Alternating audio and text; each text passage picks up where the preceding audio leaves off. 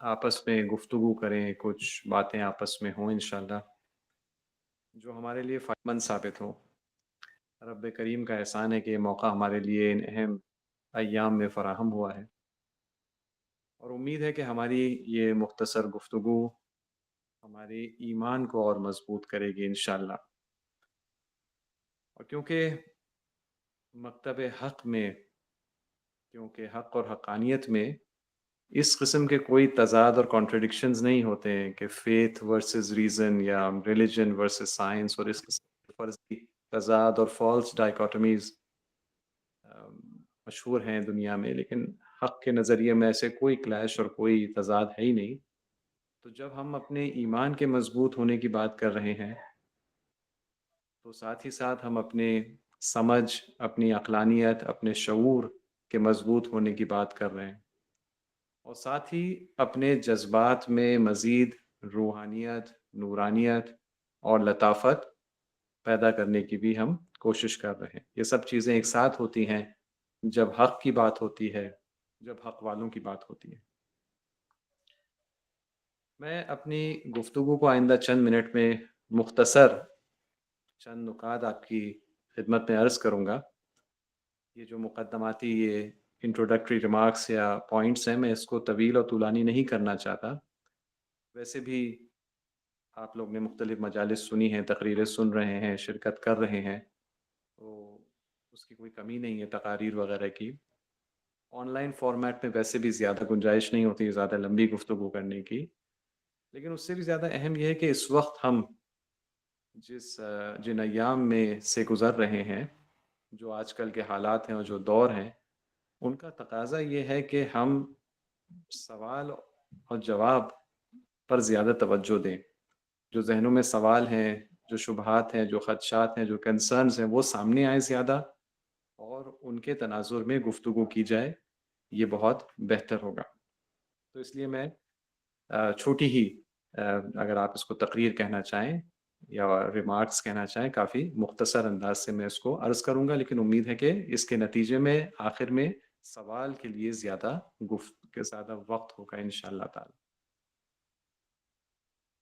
सबसे पहली बात जो मुक़द्दमतन मैं अर्ज़ करना चाह रहा हूँ कि देखिए, ये अय्याम, ये दिन हमारे ये अय्याम अज़ा के हैं। मुहर्रम और सफ़र का ये महीना, 2 महीने 8 दिन हमारे दरमियान इस तरह से ये अज़ा के अय्याम है और हर साल हम अज़ादारी करते हैं, ज़िक्र हुसैन को ताज़ा करते हैं और हर साल हम इस आब हयात के चश्मे से सैराब होते हैं और उस एतबार से इस साल भी हम अज़ादारी हमने की है और अभी भी हम मसरूफ़ और मशगूल हैं अज़ादारी में।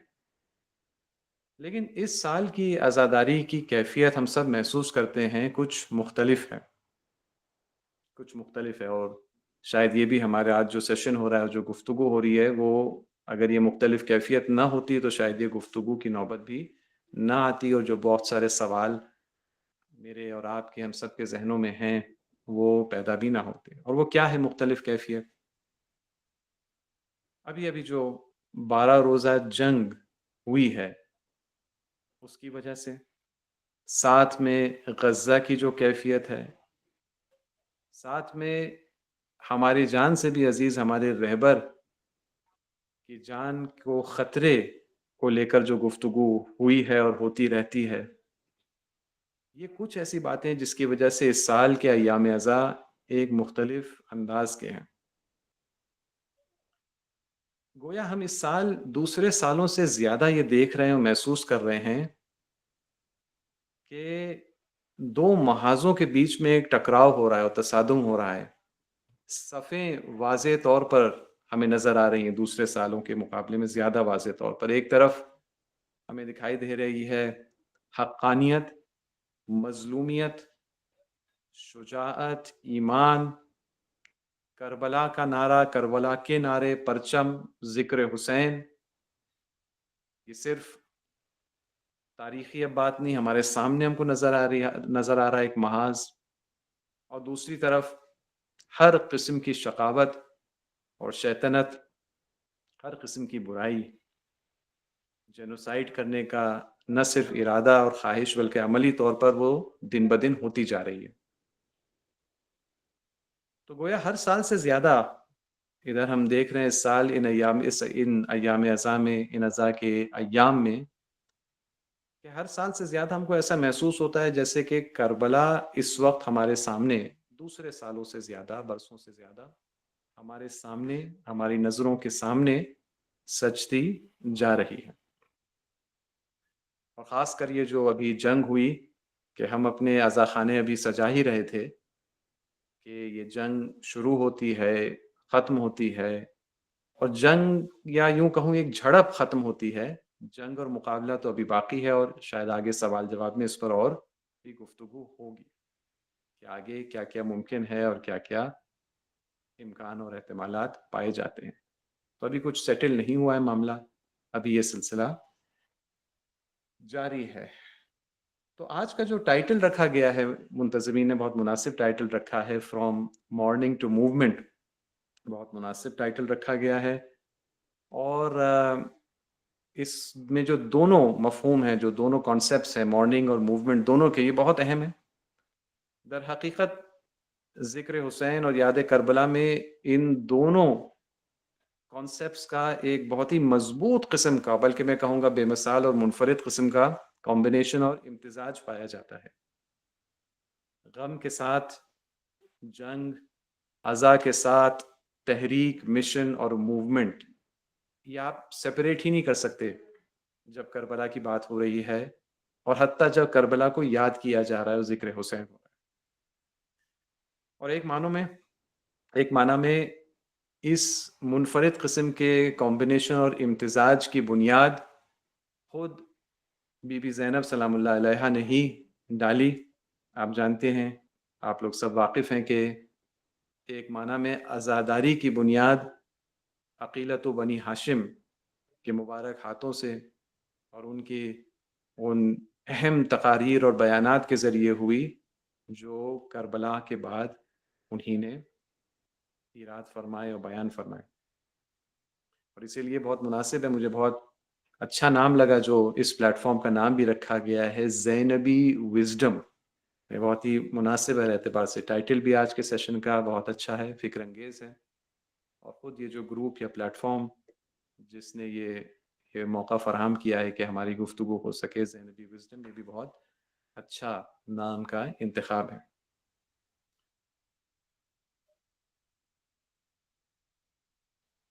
ویسے یہ میں نے عرض کیا کہ یہ بی بی نے اس کی بنیاد ڈالی، لیکن یہ معرکہ اور یہ مقابلہ کیونکہ بنیادی طور پر حق اور باطل کا مقابلہ ہے، کربلا سے اس کا آغاز نہیں ہے، اس مقابلے کا اور اس معرکے کا۔ ہاں، کربلا اس میں آ کے ایک تاریخی موڑ پیدا کرتا ہے، لیکن حق اور باطل کا مقابلہ اس سے پہلے سے ہے۔ لیکن کربلا کے بعد جب بھی حق اور باطل کا مقابلہ ہوگا اور اس میں جیت کی بات ہوگی، تو وہ کربلا کے تناظر میں ہوگی، اور کربلا پیراڈائم وہاں پر حکم فرما ہوگا اور ڈومینیٹ کرے گا۔ لیکن یہ معرکہ وہاں سے شروع نہیں ہوا ہے، یہ معرکہ جب سے انسان ہے، انسانیت ہے، ہیومن سوسائٹی ہے، تب سے ہے۔ جناب حابیل اور قابیل کا مقابلہ ہو، چاہے اس کے بعد جناب نوح کا جو دشمنوں سے مقابلہ رہا، جناب ابراہیم کے مختلف محاذ پر مقابلے رہے، حضرت لوط ہیں، جناب موسیٰ ہیں، حضرت عیسیٰ علی نبینا وعلیہ السلام، یہ جتنے انبیاء ہیں، یہاں تک کہ ہم اپنے نبی اکرم حضرت محمد مصطفیٰ صلی اللہ علیہ وآلہ وسلم تک پہنچتے ہیں، تو یہ معرکہ جاری ہے، اور ان کے بعد یہ جاری رہتا ہے یہاں تک کہ کربلا میں آ کر وہ ایک ایسی صورت کو اختیار کرتا ہے کہ جو اس معرکے کے اب وہ مین پیراڈائم میں تبدیل ہو جاتی ہے، اور آج تک وہ اثر انداز ہے۔ یہاں پر میں اس سے پہلے کہ ہم سوال و جواب تک جائیں، میں ایک ہی بس نقطہ آپ کی خدمت میں عرض کرنا چاہتا ہوں، وہ یہ ہے کہ حق اور باطل کے اس معرکے میں، جو کہ اتنا طویل اور لمبے عرصے سے چلتا آ رہا ہے، معرکے اور مقابلے نے بنیادی طور پر اس جنگ نے، اس مقابلے نے، جہاں ایک طرف حق ہے، باطل ہے، ایک طرف انبیاء کی صفیں ہیں، معصومین کی صفیں ہیں، دوسری طرف جو ہے وہ शकी तरीन और बदतरीन शयातीन शयातीन जिन्न वल इंस दोनों किस्म की सफ़े हैं। इस मारिके में की नोयत और कैफियत के बारे में मैं एक नुक्ता अर्ज़ करना चाहता हूँ जो रहबर मुअज़्ज़म की फरमुदात से ही मैंने इसका इत्तिखाज़ किया और इक़्तिबास किया है कि इस मारिके की नोयत एसिमेट्रिक वॉरफेयर की नोयत है। एसिमेट्रिक वॉरफेयर, उर्दू में शायद इसका तर्जुमा होगा गैर मुतकारिन जंग। मैं इस कॉन्सेप्ट को थोड़ा सा वाज़े कर लूँ, एक दो मिसालें दे दूँ और फिर इंशाअल्लाह हम लोग सवाल और जवाब की तरफ बढ़ते हैं। सिमेट्रिक वॉरफेयर पहले मैं बयान कर दूं इससे पहले कि एसिमेट्रिक सिमेट्रिक वॉरफेयर वो जंग का अंदाज है कि जहां फरीकैन दो तरफ जो हैं जो साइड्स मुकाबला कर रहे हैं, दोनों के पास जो ताकतें और कुव्वतें हैं वो एक ही किस्म की हैं, एक टाइप की हैं। मिसाल के तौर पर अगर इसके पास 100 हवाई जहाज हैं तो दूसरी तरफ भी 100 हवाई जहाज हैं या हवाई जहाज बड़ी तादाद में है। अगर इसके पास फलां असलहा है, फलां किस्म का हथियार है, तो वही किस्म का हथियार और असलहा सामने भी है। आप तकरीबन वाज़े हो गया। तो सिमेट्री पाई जाती है दोनों की ताकतों और कुव्वतों में। और जीत किसकी होगी? जीत उसकी होगी कि जो इस सिमेट्रिक फोर्सेस और ताकतों में ज्यादा ताकतवर हो। जिसके पास 100 हवाई जहाज है वो नहीं जीतेगा, जिसके पास 150 है वो जीतेगा। जिसके पास ज्यादा एडवांस्ड हवाई जहाज है वो जीतेगा, मिसाल के तौर पे। जिसका जंगी बेड़ा जिसमें मान लीजिए 100 शिप हैं वो नहीं जीतेगा, जिसमें 125 शिप्स हैं वो जीतेगा, वगैरह वगैरह। आप समझ गए तकरीबन। तो ये सिमेट्रिक वॉरफेयर है और ये एक आम किस्म है जंग का और दुनिया ने इसको देखा है। खासतौर पर अगर हम देखें तो जो कंट्रीज के बीच की लड़ाई होती है वो अक्सर इस नोयत की होती है। कोल्ड वॉर इतने लंबे अरसे तक 50 साल तक ये जो सिलसिला रहा कोल्ड वॉर का, वो तकरीबन इसी नोयत का था। लेकिन ये तनहा तरीका नहीं है। वो जो हक और बातिल का मुकाबला होता है उसमें हमें एसिमेट्रिक वॉरफेयर नजर आती है। एसिमेट्रिक वॉरफेयर क्या है? एसिमेट्रिक वॉरफेयर वो होती है कि जिसके अंदर दोनों साइड्स के पास ताकतें हैं, लेकिन दोनों साइड्स के पास अलग अलग किस्म की ताकतें। ऐसा नहीं है कि एक के पास ताकत है दूसरे के पास ताकत नहीं है। नहीं, एसिमेट्री से ये मुराद नहीं है। ये डाउट या ये कंफ्यूजन नहीं होना चाहिए कि एसिमेट्रिक वॉरफेयर एक पावरफुल और एक वीक साइड दो लड़ रहे हैं। नहीं, ऐसा नहीं है। दोनों अपने तौर पर पावरफुल साइड्स हैं, लेकिन इनकी ताकतें अलग अलग नोयत और किस्म की। अगर एक सिंपल सी मिसाल में अर्ज करूं तो मिसाल के तौर पर दो फौजें हैं। एक की एयरफोर्स बहुत मजबूत है, लेकिन दूसरे की जो है वो लैंड आर्मी बहुत मजबूत है। तो दोनों के पास ताकतें हैं, लेकिन अलग अलग नोयत की। अब जीतेगा कौन? सिमेट्रिकल वॉरफेयर में तो वो जीतेगा कि वो सिमेट्रिक ताकतों में किसके पास ज्यादा ताकत है। लेकिन एसिमेट्रिक वॉरफेयर में इस तरह से नहीं, क्योंकि ताकतों की टाइप जो है वही मुख्तलिफ है। बल्कि एसिमेट्रिक वॉरफेयर में वो जीतता है जो जंग के रुख को उस समत और जानिब मोड़ने में कामयाब हो जाता है जहां उसकी ताकत है। यानी अगर दो फौजी हैं, एक की एयरफोर्स ज्यादा मजबूत है, एक की लैंड फोर्सेस, तो अगर जंग हवाई रही और हवाई जंग के मरहले में फैसला कुन कोई नतीजा हासिल होने लगा, तो वो वाली साइड जीतेगी जिसकी एयरफोर्स मजबूत है ज्यादा।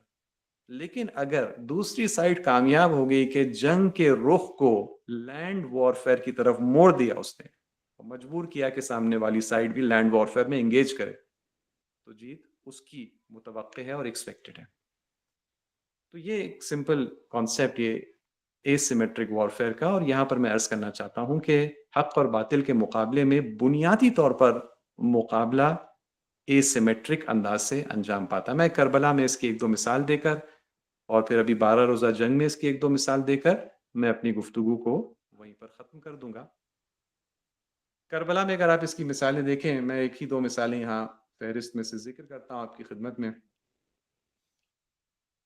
आप देखिए, करबला में जो यजीद की जानिब से जो फौज है उसकी ताकत जो है नंबर्स में है।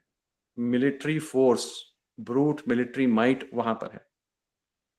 और इमाम हुसैन अलैहिस्सलाम की तरफ जो कुव्वत और ताकत पाई जाती है وہ لاجیکل، منطقی، عقل مندی کی باتوں میں، اسی لیے آپ دیکھیں گے کہ وہ پوری مدت کربلا میں امام حسین علیہ السلام مسلسل گفتگو کر رہے ہیں اپنے دشمنوں سے، اور حتیٰ عصر عاشور کے آخری لمحے تک ان کے خطاب ہیں، وہ بات کر رہے ہیں، خطاب کر رہے ہیں دشمنوں کو جو اتنے سارے تب تک جرائم اور کرائمز انجام دے چکے ہیں، کیونکہ وہ جنگ کو موڑنا چاہ رہے ہیں اس سمت جہاں ان کے فریق اور ان کی سائڈ کی قوت ہے، عقل مندی، لاجک، فطرت کو خطاب کرنا، یا اسی طرح سے وہاں پر بروٹیلٹی اور بربریت ہے، وہاں طاقت و پاور ہے، یہاں پر کردار اور شرافت میں طاقت و پاور ہے، اور اسی لیے چاہے وہ جناب ہر کے لشکر کو پانی پلانے کا واقعہ ہو، یا آخری دن جو مختلف قسم کی عظیم کردار کے نمونے قائم کیے ہیں حسینیوں نے، یہ دوبارہ یہ ایسیمیٹرک وارفیئر کی ایک مثال ہے۔ یا اگر میں ایک دو اور مثالیں دوں، وہ چاہ رہے ہیں، یزیدی چاہ رہے ہیں کہ جنگ جلدی سے ہو جائے، رات میں نپٹ جائے۔ امام حسین علیہ السلام رات میں نہیں ہونے دیتے، بلکہ پوسپون کرواتے ہیں جنگ کو، دن میں ہو تاکہ سامنے ہو، واضح ہو کیا کیا ہوا، تاریخ میں درج ہو سکے، چشمدید گواہ ہوں، اور وہ جنگ کو موڑ رہے ہیں اس طرف کہ جہاں ان کی طاقت اور ان کا پاور پایا جاتا ہے۔ اسی لیے آخری بات میں کربلا کے تناظر میں اور اے سیمیٹرک وارفیئر کو جوڑ کر جو آخری نقطہ میں عرض کر دوں وہ یہ کہ ہم دیکھیں گے کہ جب عصر عاشور کو امام حسین علیہ السلام کا سر قلم کیا جاتا ہے، بیویوں کو اسیر کیا جاتا ہے، تو یزیدی فورس یہ سمجھ رہی ہے کہ جنگ ختم ہو گئی ہے، اب انعام لوٹنے کا اور غنیمت لوٹنے کا، انعام حاصل کرنے کا پیریڈ آ گیا، جنگ ختم ہو گئی۔ لیکن کیونکہ وارفیئر اے سیمیٹرک ہے، غیر متقارن ہے، حسینی طرف وہ یہ سمجھ رہی ہے کہ اب تو حقیقت میں مقابلہ شروع ہوا ہے، سر کٹنے کے بعد اور قیدی بننے کے بعد۔ آ جائیں 12 روزہ جنگ میں ایک دو مثالیں میں ذکر کر دوں اور پھر سوال و جواب کی طرف بڑھتے ہیں۔ 12 روزہ جنگ میں اگر آپ دیکھیں تو جو ویسٹ کی سائڈ سے، میں ویسٹ کا لفظ استعمال کر رہا ہوں کیونکہ امریکہ، اسرائیل وغیرہ یہ سب جو ہے وہ ایک سویلائزیشنل اور جنیرک جو ہے وہ یہ مغرب ہے، تو مغرب کی جانب سے ہم دیکھتے ہیں کیا کوشش ہے۔ مغرب کی جانب سے کوشش یہ ہے کہ ہم خاص افراد کو، فوجی کمانڈر، حتیٰ اگر ممکن تھا تو وہ یہاں کے پریسیڈنٹ وغیرہ کو، اور حتیٰ رہبر معظم کو وہ نشانہ بنا رہے تھے، اور بنایا انہی نے بنایا، اور کچھ لوگوں کو شہید کیا، باقی لوگ شہید نہیں ہوئے اس معرکے میں۔ کوشش یہ تھی کہ خاص انڈیویجولز کو ٹارگٹ کیا جائے، اس طرح سے ختم کیا جائے، لیکن یہاں پر سے کیا کوشش ہے؟ یہاں پر سے کوشش یہ ہے کہ ان کا جو ملٹری اور اسٹریٹجک انفراسٹرکچر ہے، خاص طور پر اسرائیل کے سرزمین میں، اس کو ڈسمینٹل کیا جائے۔ قوتیں، ان کی جو انڈرسٹینڈنگ ہے اپنی اور سامنے والے کی قوت کو لے کر، وہ مختلف ہے۔ یا مثال کے طور پر ان کی ایک کوشش یہ ہے، ان کی طاقت و قوت اس میں پائی جاتی ہے کہ وہ کوشش کر رہے ہیں کہ وہ ایران کی پبلک میں دہشت پھیلائیں، ہائی لیول، ہائی رینکنگ اسیسینیشنز کے علاوہ پھر جگہ جگہ چھوٹے چھوٹے لیول پر ڈرون اٹیکس کرنا، کار بامز وغیرہ انفلٹریٹ کرنا، اس طرح سے دہشت پھیلانے کی کوشش کر رہے ہیں۔ لیکن یہاں سے پھر کوشش کی جا رہی ہے کہ ٹارگیٹڈ طریقے سے جو ہے وہ وہاں کے ملٹری انفراسٹرکچر کو ڈسمینٹل کیا جائے۔ مغرب کی کوشش اور ویسٹ کی کوشش رہی دوبارہ کہ جنگ جلدی سے نپٹ جائے، چند دن میں، شاک اینڈ اور، جیسے وہ جو واشنگٹن میں رہنے والا وہ شیطان ہے کہ وہ کہتا ہے کہ کیا ہے، ان بوم آؤٹ، یہ اس کا اس زمانے میں نعرہ تھا جب اس نے حملہ، جو امریکہ نے ڈائریکٹ حملہ چھوٹا سا کیا یہاں پہ، تو جلدی کریں۔ لیکن ایران کی کوشش کیا رہی؟ ایران کی کوشش اس سمت میں رہی کہ اس کو اور لمبا اور طولانی کیا جا سکے، کیونکہ وہ سمجھتے ہیں کہ ان کی طاقت کہاں پر پائی جاتی ہے۔ اسرائیل کی کوشش کیا ہے اس جنگ کے دوران کہ پبلک مسلسل بنکرز میں جائے، ہر 2 گھنٹے 4 گھنٹے پر سائرن بجتا ہے، بنکر میں لوگ جاتے ہیں، کچھ لوگوں نے تو کئی دن مسلسل بنکر میں گزارے۔ لیکن ایران میں کیا کوشش کی گئی؟ 13 جون کو حملہ ہوا، 14 جون کو جشن غدیر سڑکوں پر اس اعتبار سے منایا گیا، حکومت نے اس کو منوایا اور آگے بڑھایا کہ حملہ بھی جاری ہے 13 جون 14 جون، اور 14 جون کو صرف تہران میں، صرف جہاں سب سے شدید حملے تھے، سب سے شدید حملے تہران میں تھے، 14 جون کو تہران میں 30 لاکھ سے زیادہ لوگ سڑکوں پر آ کر کھلے عام جشن غدیر مناتے ہیں۔ آپ دیکھ رہے ہیں وہ الگ الگ ایسیمیٹرک وارفیئر کا پہلو۔ یا آخری بات میں کہہ دوں کہ وہاں پر لاسز چھپائے جاتے ہیں اسرائیل کی طرف سے، چاہے وہ ان کے مٹیریل لاسز ہوں یا ان کے جو انسانی جو ان کے لاسز ہوئے ہیں، ان کو چھپایا جاتا ہے، آہستہ آہستہ ریلیز کیا جاتا ہے۔ یہاں پر کیا طریقہ ہے، اتنے بڑے ہائی رینکنگ کمانڈرز کی شہادت 13 جون کو ہوتی ہے، فوراً اناؤنس کر دیا جاتا ہے کہ اتنی بڑی تعداد میں ہمارے بڑے بڑے کمانڈرز شہید ہو گئے، اور جیسے جیسے شہادتیں ہوتی جا رہی ہے یہاں کا میڈیا اس کو خود ریلیز کرتا جا رہا ہے، کوئی چھپانے کی کوشش نہیں ہے، کیونکہ دونوں کی طاقتیں اور قوتیں الگ نوعیت کی ہیں، اور دونوں یہ کوشش کر رہے ہیں کہ اس سمت میں معرکہ جائے جہاں پر طاقت ہے، اور اس سمت میں جانے لگا تھا، مکمل طور پر اس سمت میں جانے لگا تھا، اور یہی وجہ ہے کہ دشمن نے محسوس کیا کہ یہ بازی ہم ہار چکے ہیں، اور درخواست کی گئی سیز فائر کی، کہ جس کو ایکسیپٹ کر دیا، اور شاید اس پر بھی سوالات ہوں کہ یہ کیوں ایکسیپٹ کی گئی یہ سیز فائر۔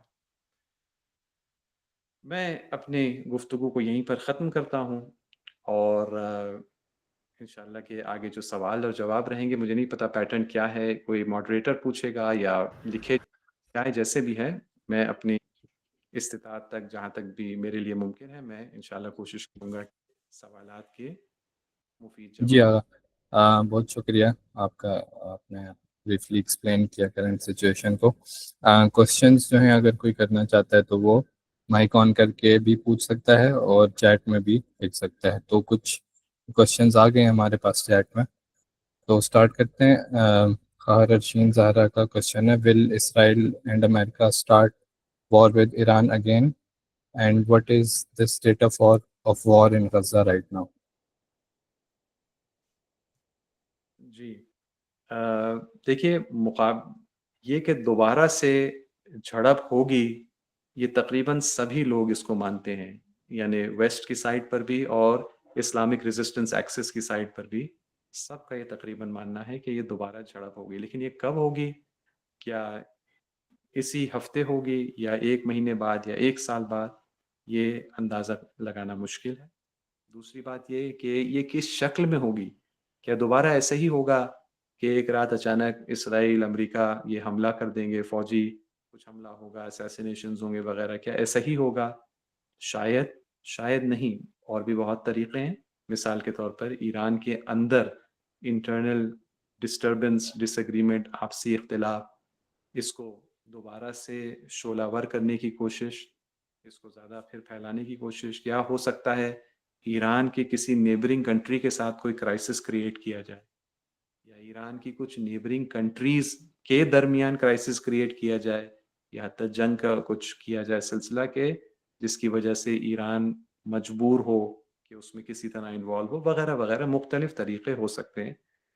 لیکن یہ کہ دوبارہ سے کانفلکٹ ہوگی اور اس کا ایک ملٹری ڈائمنشن بھی ہوگا، یہ تقریباً جتنے بھی اینالسٹ ہیں ان کا اس پر اتفاق ہے کہ یہ ایسا ہوگا، کیونکہ ابھی دشمن کمزور ہوا ہے۔ اس 12 روزہ جنگ میں اسرائیل امریکہ کی شکست ہوئی ہے، لیکن شکست مکمل نہیں ہوئی ہے، وہ ابھی باقی ہیں اس ایریا میں، ان کے ابھی بھی انفلوئنس اور پاور ہے، اور وہ ابھی مکمل طور پر نا امید نہیں ہوئے، ابھی بھی انہیں کچھ امید ہے کہ ابھی بھی کچھ ہم بازی اپنے سمت پلٹ سکتے ہیں۔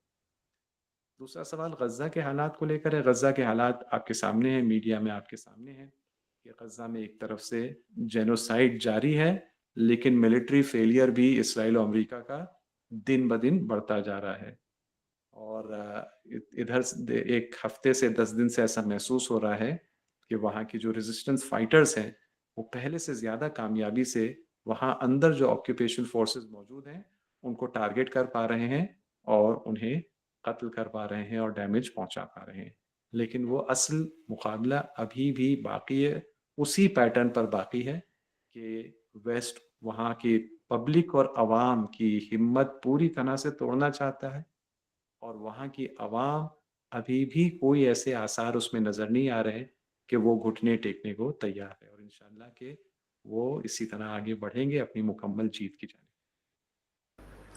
جزاک اللہ۔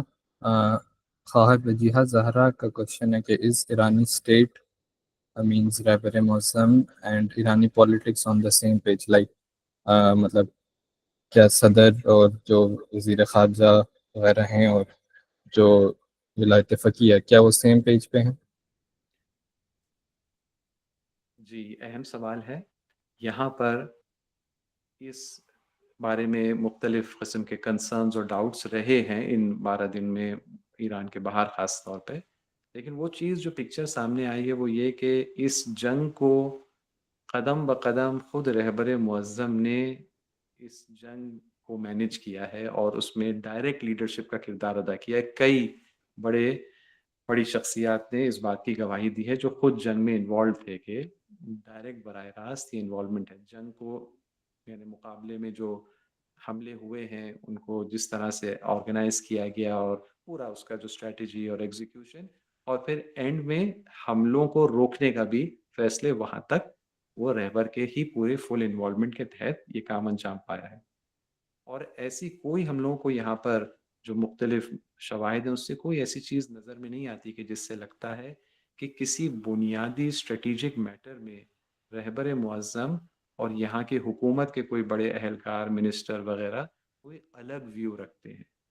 ہو سکتا ہے کسی مائنر پوائنٹ میں ڈس ایگریمنٹ ہو، کسی ٹیکٹک میں، وہ تو ہر جگہ ہوتا ہے، لیکن کسی فنڈامنٹل اسٹریٹجک اپروچ میں کسی ڈس ایگریمنٹ کا یہاں پر کوئی واضح شاہد اور مثال نظر نہیں آتا۔ ڈیسیشن میکنگ یہاں پر سیکیورٹی میٹرز میں ایک کلیکٹیو ڈیسیشن میکنگ کا پیٹرن ہے۔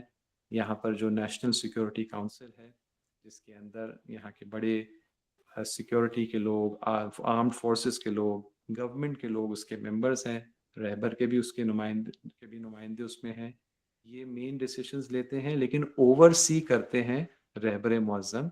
تو ابھی فی الحال اگر یہ پوچھا جائے are they on the same page, تو یہ بہت ہی امفیٹکلی اور کانفیڈنٹلی یہ کہا جائے گا yes they are on the same page, there may be some minor tactical disagreement but fundamentally they are on the same page۔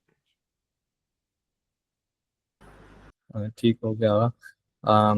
برادر علی رضوی کا کوشچن ہے کہ we saw that Iran don't include its allies.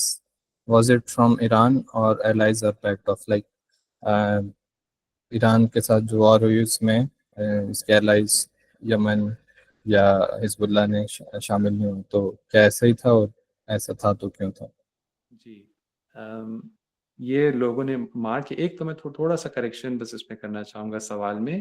یمن نے declare کیا کہ ہم ساتھ ہیں ایران کے اس معنوں میں کہ یمن نے جو امریکہ پر ملٹری ڈیفیٹ انفلکٹ کی تھی اس جنگ سے پہلے، جس کے نتیجے میں امریکہ نے یمنیوں کے ساتھ ایک سیز فائر ایگریمنٹ باقاعدہ کیا تھا، یمن نے ڈکلیئر کیا کہ یہ اگریمنٹ ایران پر حملے سے پہلے تک کا تھا، اور اب یہ اگریمنٹ باطل ہو چکا ہے، یہ نہیں ہے، تو انہوں نے اپنی ایکٹیویٹیز کو اس اعتبار سے ایک نیا رخ دیا۔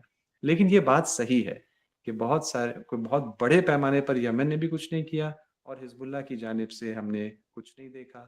حشد الشعبی جو عراق میں ہے اس کی جانب سے کوئی خاص بولڈ ڈرامیٹک چیز نہیں دیکھی۔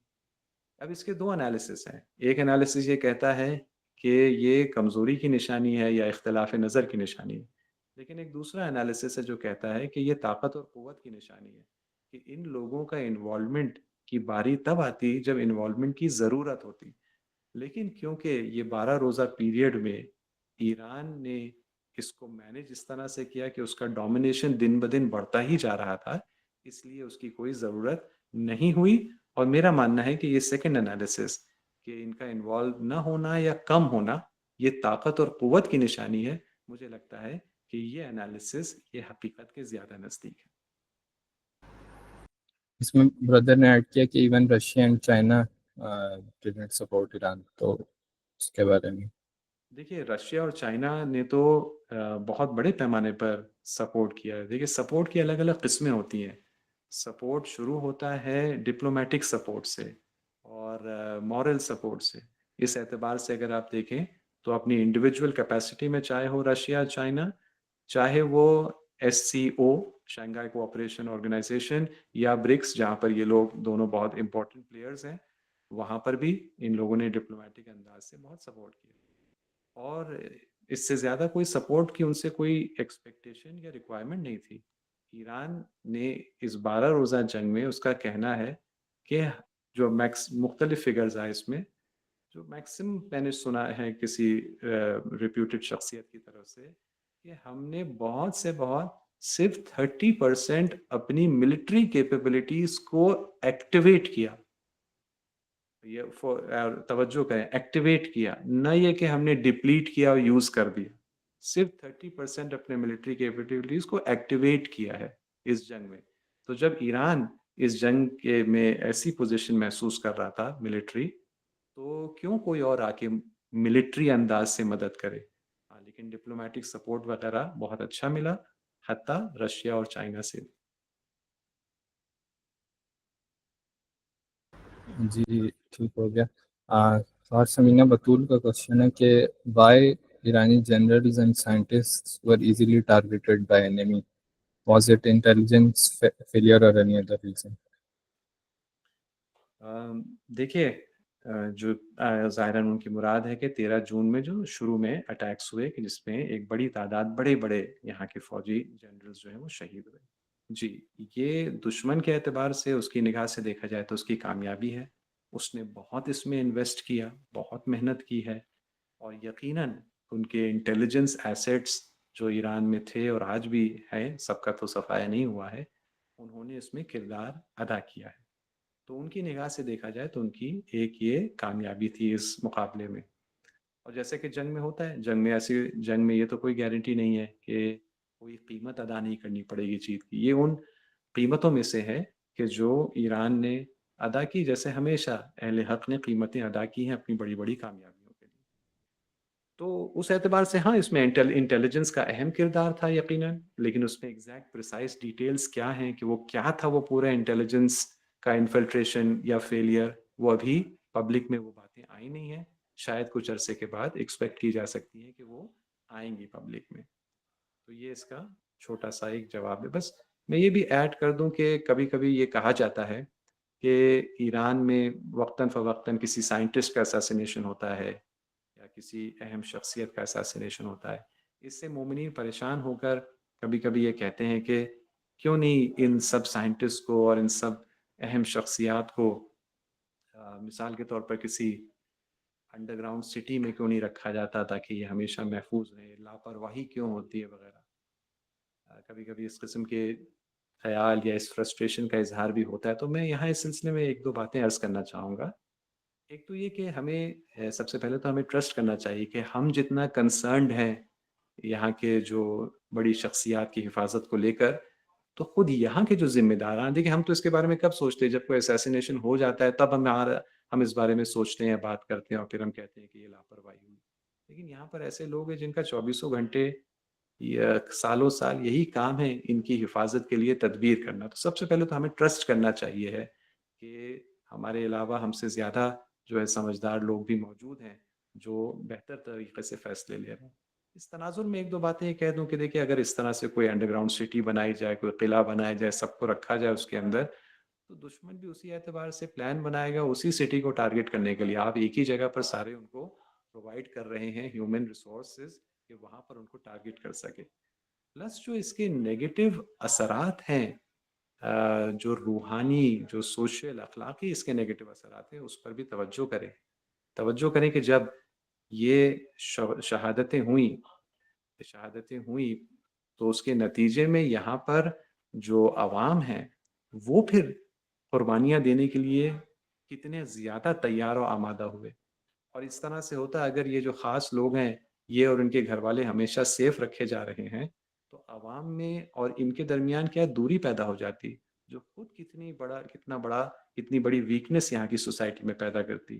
یا خود یہ انسان جن کو ایسے محفوظ خاص طور پر رکھا جاتا انڈر گراؤنڈ قلعوں میں وغیرہ وغیرہ، ان کے اور سوسائٹی کے بیچ میں جو فاصلہ اور گیپ ہو جاتا، اس کی وجہ سے جو اخلاقی برائیاں ان کے اندر پیدا ہوتی، مختلف بہت سارے پہلو ہیں کہ جن کو مد نظر رکھتے ہوئے یہ ایک فیصلہ ہے جو یہاں کی سسٹم نے لیا ہے کہ یہ لوگ نارمل رہیں گے سوسائٹی کے درمیان. ہاں جب محسوس ہوگا کہ اس وقت فوراً شارٹ ٹرم میں کوئی بہت بڑا خطرہ ہے تو ٹیمپرریلی ان کو پروٹیکٹ کر دیا جائے گا. لیکن ظاہر سی بات ہے کہ اس وقت انٹیلیجنس ایک کامیابی دشمن کو ملی اور یہاں کی طرف یہ جج نہیں کر پائے کہ فوراً اسی دن خطرہ اور حملہ ہونے جا رہا. جزاک اللہ. بہترین کوشچن ہوا. درین فاطمہ کی طرف سے کوشچن ہے what we should do for Palestine. جی بس مجھے ایک 30 سیکنڈ دے, میں ابھی لوٹ رہا ہوں کیمرے کے سامنے. Sure.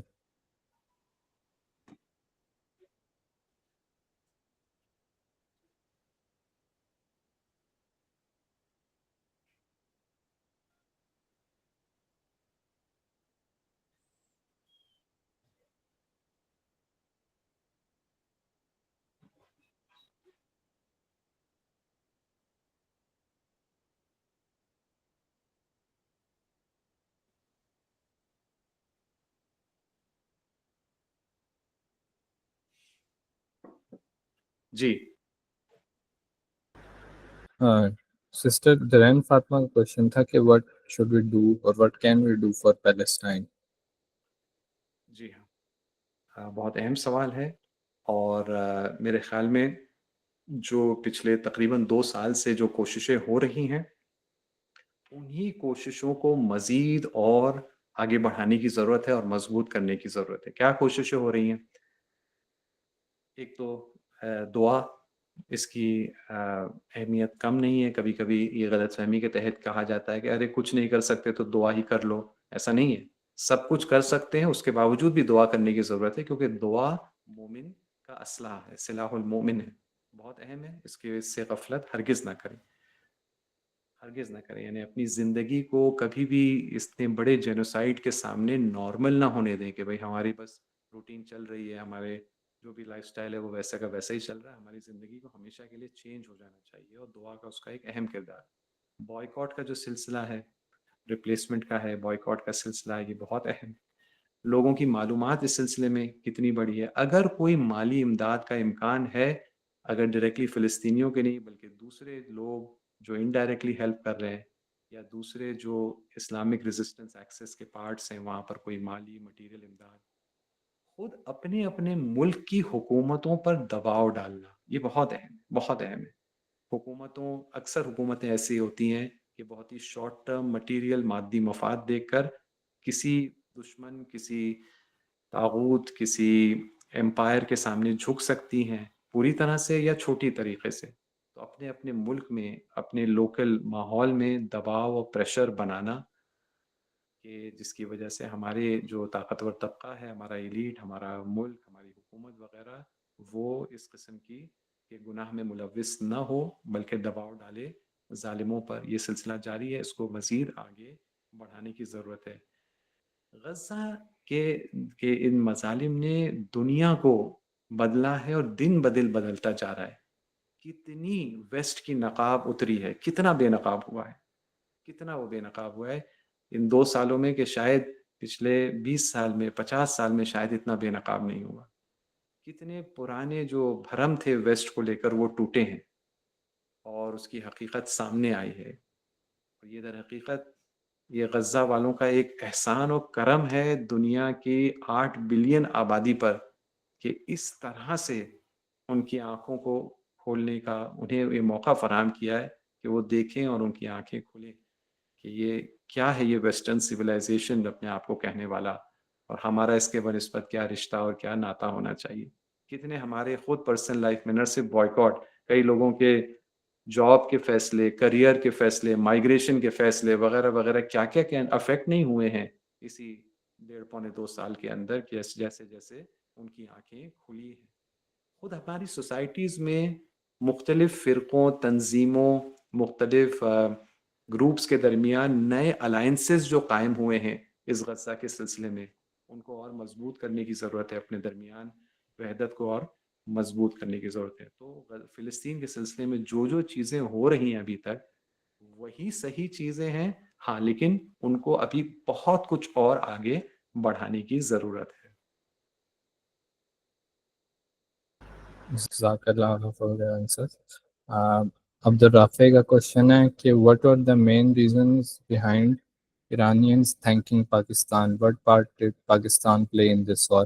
ہم نے دیکھا کہ ایران میں پارلیمنٹ میں بھی پاکستان کا شکریہ ادا کیا، اور تو اس کے پیچھے جی، میں نے بھی جو میڈیا میں دیکھا ہے میں اس سلسلے میں بتاتا ہوں کہ مختلف ممالک نے سپورٹ کا اظہار کیا، یعنی بہت بڑی تعداد ہے دنیا کی کنٹریز نے، ممالک نے یا ملٹی لیٹرل آرگنائزیشنز نے جنہوں نے ایسے بیان دیے ایران کی حمایت میں.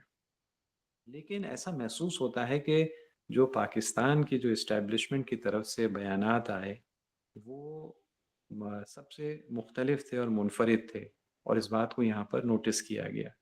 مثال کے طور پر سیکیورٹی کونسل میں جب اس بارے میں بحث ہوئی، اس حملے کے بارے میں، تو وہاں پر پاکستان کے ایمبیسڈر نے جس قسم کے بیانات دیے وہ الگ ٹائپ کے تھے. یا آپ کے پاکستان کے defence minister if I am not mistaken, ان کا بیان تھا کہ ہم سب کو مل کر، تمام مسلمان ممالک کو مل کر اسرائیل کا سامنا کرنا چاہیے، نہیں تو ہماری باری آئے گی. یا سینٹ میں، یا آپ کے، میں بھول رہا ہوں کون سے ہاؤس آف پارلیمنٹ میں، اس سلسلے میں قرارداد منظور کی گئی، ریزولوشن پاس کیا گیا.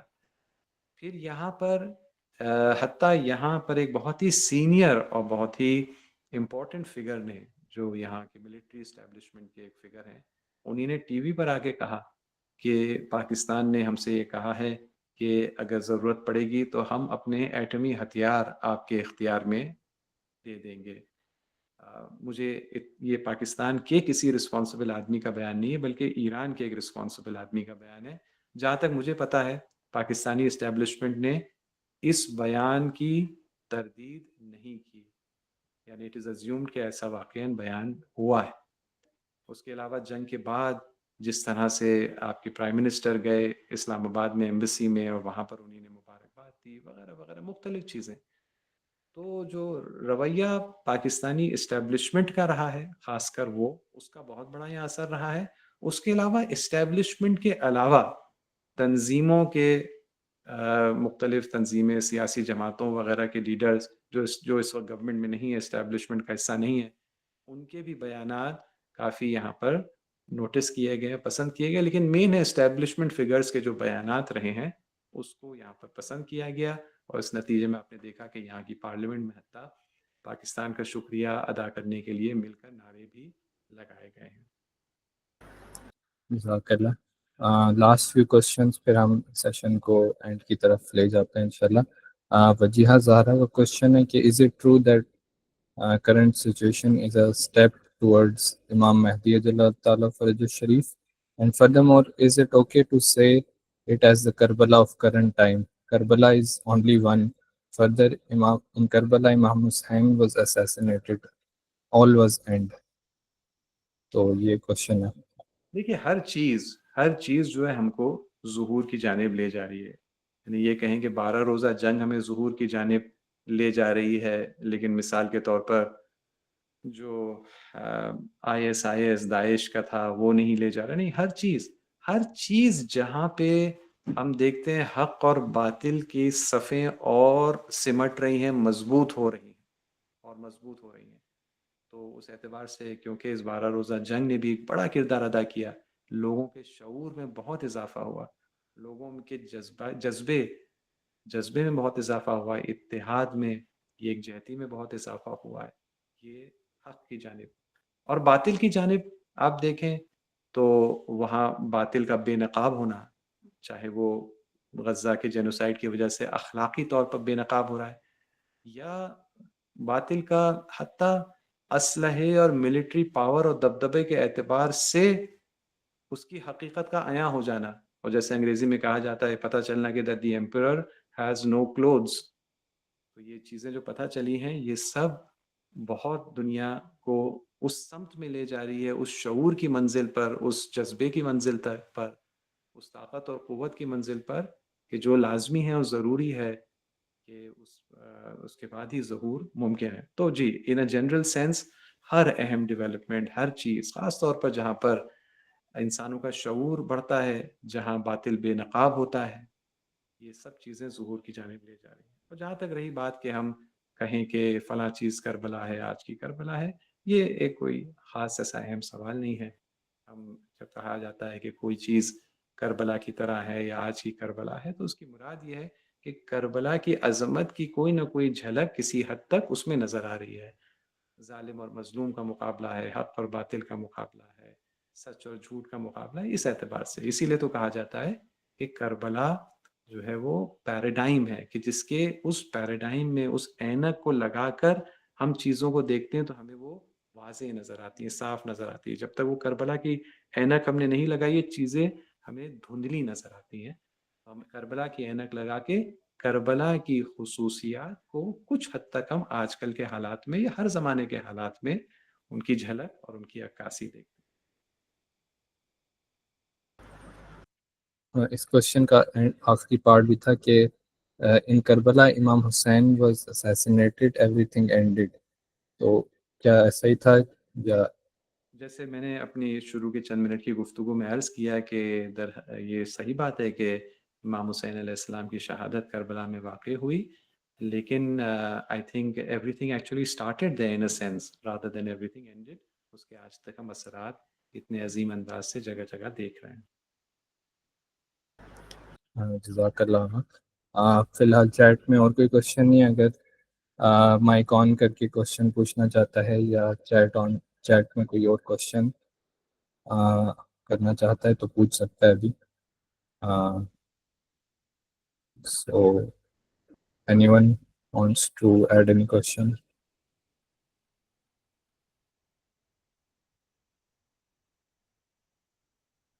I guess اور questions نہیں ہیں ہمارے پاس، تو سیشن کو اینڈ کرتے ہیں یہاں پہ. ونس اگین میں تمام پارٹیسپینٹس کا شکریہ ادا کروں گا، اور اسپیشلی آغا کا شکریہ ادا کروں گا کہ انہوں نے ہمیں ٹائم دیا، کون سے جوائن کیا ہمیں، اور سب پارٹیسپینٹس نے کے کوشچنس کے بہترین جوابات دیے. تو اس کے لیے آپ کا بہت شکریہ. اور انشاءاللہ ہماری کوشش ہوگی کہ فیوچر میں بھی آپ کے ساتھ ہم اس طرح کے سیشنز رکھیں. تو بہت شکریہ آپ کا. جی بہت بہت شکریہ مجھے دعوت دینے کا، ایسے سیشنز رکھنے کا. انشاءاللہ امید ہے کہ ہمارا ایمان اس سے اور مضبوط ہوگا، ہم اپنے فرائض و ذمہ داریوں کو بہتر سمجھ سکیں گے اور ان کو بہتر طریقے سے انشاءاللہ ادا کر سکیں گے انشاءاللہ. انشاءاللہ سیشن کا اختتام دعائے امام زمانوں سے کرتے ہیں. تو آغا پلیز. بسم اللہ الرحمن الرحیم. اللہم کل ولیک الحجۃ ابن الحسن صلواتک علیہ وعلی آبائہ فی ھذا الساعۃ وفی کل ساعۃ ولیہ وحافظہ وقائدہ وناصرہ ودلیلہ وإن حتى تسكنه وزكاة وتمتعه فيها تبيت برحمتك يا أرحم الراحمين. جزاک اللہ. اور سیشن خدا حافظ. کرتے ہیں.